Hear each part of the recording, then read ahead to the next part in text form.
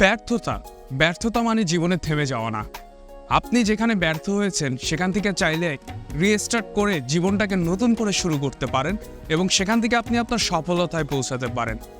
এমন এক গল্প নিয়েই তৈরি হয়েছে বলিউডের রিয়েল হিস্ট্রি বেসড ছবি 12 ফেল, যেটা বায়োগ্রাফিও বলা চলে।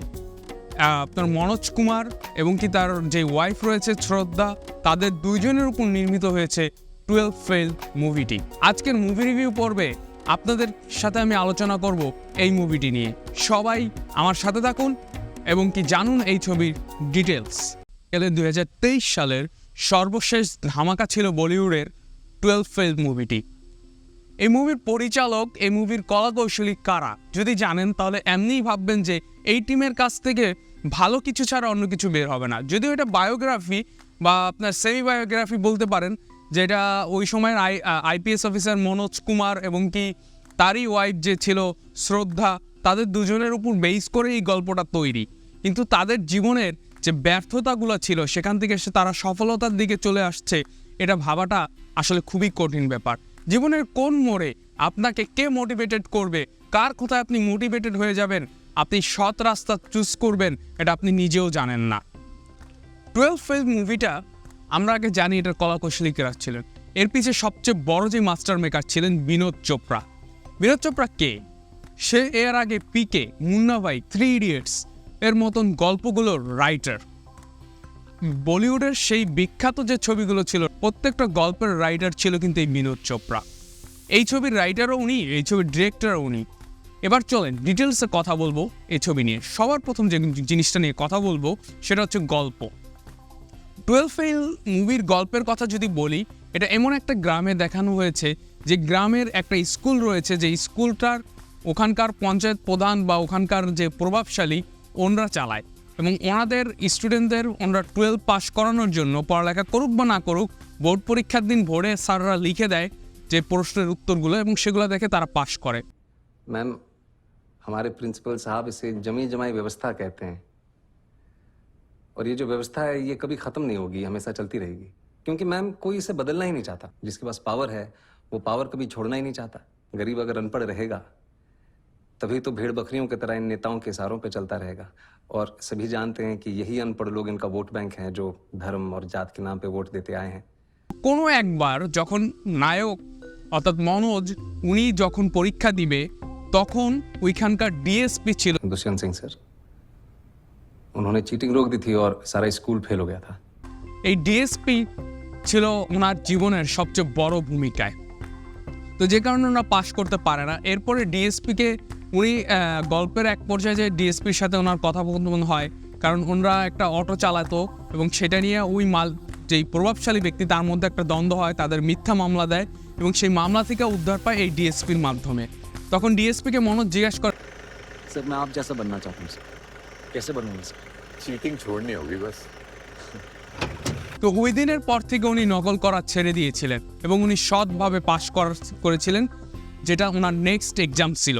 दबा के चीटिंग की सिर्फ एक लड़के को छोड़ के, क्योंकि उसके कान में दुष्यंत सिंह की आवाज गूंज रही थी, चीटिंग छोड़नी होगी बस। अब बिना चीटिंग के 12वीं পাস पास করেছেন এবং উনি ওনার স্বপ্ন পূরণের জন্য চলে যান শহরে এবং ওখানে যাওয়ার পর দেখে যে ডিএসপির যে এক্সামটা হবে, भर्ती पर रोक लगा दी गई है 3 साल के लिए। टीसीएस बीसीएस सब बंद। তো কোনো এক সময় গিয়ে উনি একটা দোকানে ওখানে খেতে চায় এবং বলে যে अंकल जी, बहुत भूख लगी है, अगर कुछ खाने को मिल जाता तो मैं आपके लिए कुछ काम कर देता। তো ওই সময়টার পরিচয় হয় প্রীতম পান্ডের সাথে। মনোজ জানতে পারে প্রীতমের মাধ্যমে যে আপনার ডিএসপি যে বড় পোস্ট হচ্ছে আইপিএস অফিসার হওয়া এবং সেই এক্সাম দেওয়ার জন্য তার সাথে চলে যায় দিল্লি। তো সে চলে যায়, কিন্তু ওখানে গিয়ে দেখে হাজার হাজার মানুষ এক্সাম দেওয়ার জন্য বসে আছে। তখন তার সাথে পরিচয় হয় আর এক ব্যর্থ মানুষের, সেটা হচ্ছে গৌরী ভাই। জীবনে সে অনেকগুলো এক্সাম দিয়ে ফেলেছেন, তার লাস্ট অ্যাটেম্প ছিল এবার। যদি সে এবার দিতে না পারে, তার না হয়, সে আর দিতে পারবে না। তারপরও সে কিন্তু থেমেছিল না, সে পরীক্ষা দেয় এবং তাদের সবাইকে মোটিভেটেড করে এবং এক সময় গিয়ে সে দেখে তার যখন অ্যাটেম্পটা আসে সে ফেল করে যায় এবং সে আর পরীক্ষা দিতে পারবে না। কিন্তু গৌরী ভাই এমন একজন মানুষ যে মোটিভেট করে রেখেছিল মনোজকে, লাইফকে আমরা প্রথমেই যেটা বলেছিলাম, ব্যর্থতা আপনার যেখানে থামবে সেখানে আপনি লাইফ রিস্টার্ট করুন। যে জীবনে ব্যর্থতা কতটা রিস্টার্ট করলে আমরা আবার নতুন মুখ দেখতে পারবো, সেই জিনিসটাই মনোজ কুমারকে করে দিয়েছিলেন এই গৌরী ভাই। এবং এই গৌরী ভাইয়ের পরে মনোজের সাথে যেই পার্সনটার দেখা হয় সেটা হচ্ছে শ্রদ্ধা, তার ওয়াইফ। বা ভালো করে যাচ্ছিল, তখন তার একটা ভালো কোচিং দরকার ছিল, এবং এখানে দেখানো হয়েছে কোচিং বাণিজ্য। তো এমন এক কোচিংয়ে যায় যারা আপনার ভালো পড়ানো দূরের কথা, তার অ্যাডের প্রতি মনোযোগী বেশি। তারা দেখাতে চায় যে তাদের কোচিং অনেক বড়, টাকা দিয়ে তারা বিভিন্ন ভালো ভালো স্টুডেন্ট তাদের এখান থেকে পাশ করে বের হয়েছে, এগুলো দেখানো চায়। তো এই পর্যায়ে গিয়ে দেখা হয় তার সাথে শ্রদ্ধার, এবং শ্রদ্ধার সাথে তার একটা ভালো কমিউনিকেশন হয়ে ওঠে, এবং দুজনে একসাথে পড়া শুরু করে এবং ভালো কম্বিনেশনে তারা পড়তে থাকে, এবং একটা সময় তাদের মধ্যে বন্ধুত্ব এবং ভালোবাসায় রূপান্তরিত হয়। এবং শ্রদ্ধা অলওয়েজ সাপোর্টিভ ছিল। क्या कहे दिल से धड़कने पागल सुन लो क्या बोले এরপরে যে চান্সটা ছিল জীবনের লাস্ট চান্স, আপনার হবে না হলে আর কিচ্ছু করার নেই। এই পর্যায়ে গিয়ে সাপোর্টিভ রোলটা পালন করেছে শ্রদ্ধা। জীবনের শূন্য পকেটে বা ব্যর্থতায় যে মানুষটি হাত ধরে, তার হাতটাই হয়তো সারা জীবন ধরে রাখা উচিত। এই মুভিটা আমরা এখানেই দেখতে পাই। তার যেটা প্রয়োজন হয়, তার দিন রাত 24 ঘন্টা খুব ভালোভাবে মনোযোগ দিয়ে পড়ার দরকার হয়, যেটা তার পক্ষে পসিবল ছিল না। কারণ একদিকে তার পড়াশোনার খরচ চালানোর জন্য করা দরকার ছিল, আপনার চাকরি করার দরকার ছিল, আবার তার গ্রামে টাকা পাঠানোর প্রয়োজন ছিল। তো সব কিছু মিলায় যখন হচ্ছিল না, তখন গৌরী ভাই আসে আর একটা হাত নিয়ে। तुम्हारे बुद्धि में कुछ नहीं। इधर हमारा कमरा खाली करो, इसका सारा सामान हमारे कमरा में शिफ्ट करो, ठीक है? क्या? आज से चाय दुकान पे तुम्हारा ड्यूटी बंद, हम देख लेंगे यहाँ पे। नहीं गौरी भैया, तुम इसके लिए 3 टाइम खाना बनाएगा, इसका जरूरत का सारा काम देखेगा, भैया, ठीक है? अब भैया। तुम पढ़ाई के अलावा अब कोई काम नहीं करेगा, आटा चक्की वक्की सब बंद। हम घर पे पैसा भेज देंगे तुम्हारे। नहीं नहीं नहीं भैया, अरे एहसान नहीं कर रहे हैं, ठीक है? उधार है, अपना पहला तनख्वाह मिलेगा हम तुमको दुगना दे। গৌরী ভাই তাকে একটা সাপোর্ট দেয়, এবং সেই সাপোর্টে এবং শ্রদ্ধা নিয়মিত তাকে বিভিন্ন ধরনের আপনার সাজেশন পাঠানো থাকে, যা থেকে সে পড়াশোনা করতে করতে একটা সময় সে ভালো রেজাল্টের দিকে চলে আসে, এবং সে পরীক্ষা দেয় এবং সে রেজাল্ট ভালো করে। এবং তার পরীক্ষার আগেই শ্রদ্ধার পরীক্ষা হয়, এবং সেখানে শ্রদ্ধাও ভালো করে, এবং শ্রদ্ধার যেই আপনার ইন্টারভিউটা থাকে সেখানেও সে ভালো করে। এবং মনোজের যখন রিটেনে সে ভালো করে, তারপরে তার থাকে ভাইবা, এবং ভাইবা পরীক্ষার দিন সে যখন যেতে থাকে, প্রত্যেকটা সিকোয়েন্স জোস ছিল আপনার। শ্রদ্ধা তার হাত ধরে আছে, তার সাথে যাচ্ছে একই সাথে। এবং ভাইবা বোর্ডে সবচেয়ে আকর্ষণীয় ঘটনা হলো, ভাইবা বোর্ডে সে কোনো কিছু লুকায় না, সে সব সত্য কথা বলে দেয়। যে কারণে ভাইবা বোর্ডে একটা মিশ্র প্রতিক্রিয়া দেখা দেয়, এবং সেখানে তার সততার মূল্যটাই দেওয়া হয়, এবং সে অবশেষে আইপিএস অফিসার হয়ে যায়। এই গল্পে সবচেয়ে মোস্ট ইম্পর্ট্যান্ট থিং যেটা আমরা জানি এবং যেটা বুঝি, আপনার জীবনে অনেক ধরনের সমস্যা আসবে, কিন্তু আপনি থেমে থাকবেন না, রিস্টার্ট করে শুরু করবে। এবং যাত্রাপথে শ্রদ্ধা, গৌরী ভাই বা ডিএসপির মতন ভালো কিছু মানুষ পাবেন, যাদের কিছু কথাই আপনার জীবনটা বদলে দিবে।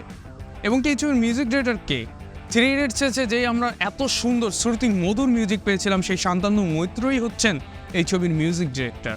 এবং প্রত্যেকটা গান সুন্দর ছিল, ব্যাকগ্রাউন্ড স্কোর যদি বলেন প্রত্যেকটা সুন্দর ছিল। শান্তনু মৈত্রর হাতে আমি এই এত সফল জিনিস যখন আমরা পেয়েছি, তখন অন্যরকম ফিল হয়েছে। আমি কিন্তু জানতাম না এটা উনি করেছেন। গানগুলো শোনার সময় খুবই ভালো লাগছে। যখন মুভি নিয়ে কথা বলবো তখন রিসার্চ করতে যাই, দেখি উনি করেছেন। তখন ভাবলাম যে ভালো মানুষের হাত ধরেই ভালো কিছু আসে। এবং এই ছবির একটা মিউজিক ছিল, শ্রদ্ধার গান গাচ্ছিল, এটা এতটাই ডুবে গিয়েছি যে আমরা ভুলে গিয়েছিলাম ওই গানের ব্যাকগ্রাউন্ডে অনেকক্ষণ ধরে রিয়েল মনোজ কুমার এবং কি আপনার শ্রদ্ধাকে দেখানো হয়েছিল। क्या बादल से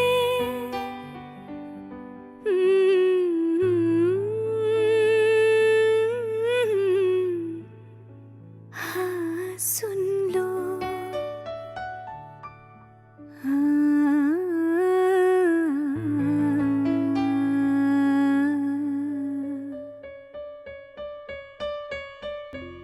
সেই রিস্টার্ট নামে একটা সং ছিল এই ছবিতে, যেটা শুনতে এত ভালো লেগেছে যে গানটা যখন চলছে ভিতরে আলাদা রকম মোটিভেশন কাজ করেছে। पट्टी खुजा के बीती रात रास्ता न देखे कोई आज पति चला रात भगा पासा पलटे बोर्ड उलटे फिर बाजी ले अपने हाथ रीस्टार्ट रीस्टार्ट जीरो से कर बे তো এই ছিল টোটাল বিষয়টা। সিনেমাটোগ্রাফি যদি বলি খুবই সুন্দর ছিল। ছবির শেষে আমরা জাস্ট একটা কথাই বলবো আমি, যে জীবনে কোথাও থামবেন না। আপনার জীবন যেখানে থামে যাবে সেখান থেকে আবার রিস্টার্ট করুন, হয়তো সফলতা আসবেই। মনোজের মতন কেউ ভাবে নাই যে সেও সফলতা পাবে, কিন্তু আমরা সবাই অনেক সময় নিজেকে থামিয়ে দেই। তো এই জিনিসটা না করা, নিজেকে নতুন করে চালু করা এবং কি সফলতার দিকে এগিয়ে যাওয়া, ইনশাল্লাহ সফলতা একদিন আসবেই। এই পর্যন্তই আজকের মুভি রিভিউতে। নেক্সট কোনো মুভি রিভিউতে আপনাদের সাথে আবারও পুনরায় দেখা হবে। সে পর্যন্ত সবাই ভালো থাকবেন এবং জীবনটাকে আবারও রিস্টার্ট করুন। जीरो से कर बे